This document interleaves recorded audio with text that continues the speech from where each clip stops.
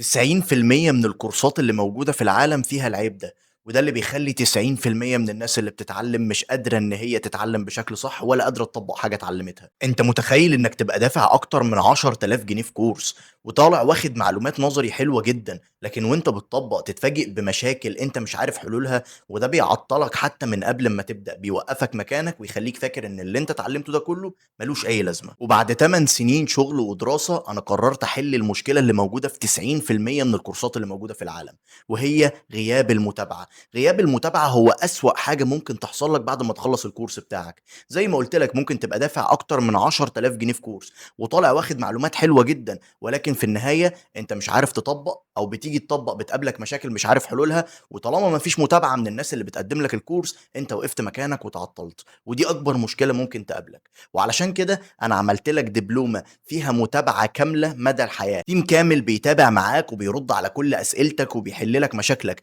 بدايةً من أمّا تشترك في الكورس وحتى بعد أمّا تشتغل، حتى وقت دراستك، زي ما باقول لك كده مدى الحياة معاك متابعة وتيم كامل بيحل لك مشاكلك، زي أكنك معاك مستشار خاص، عندك أي مشكلة بتطبّق وقابلتك أي حاجة بترجع للتيم بتاعك بيحل لك مشكلتك وبيجاوبك على أسئلتك، ولو التيم ما قدرش يساعدك بتبتدي إن أنت تتواصل معايا بشكل شخصي علشان أشرح لك مشكلتك بالكامل وأقول لك حلها إيه. اكتب لنا كلمة دبلومة في الكومنتس أو ابعت لنا كلمة دبلومة في رسالة علشان نعرّفك كل التفاصيل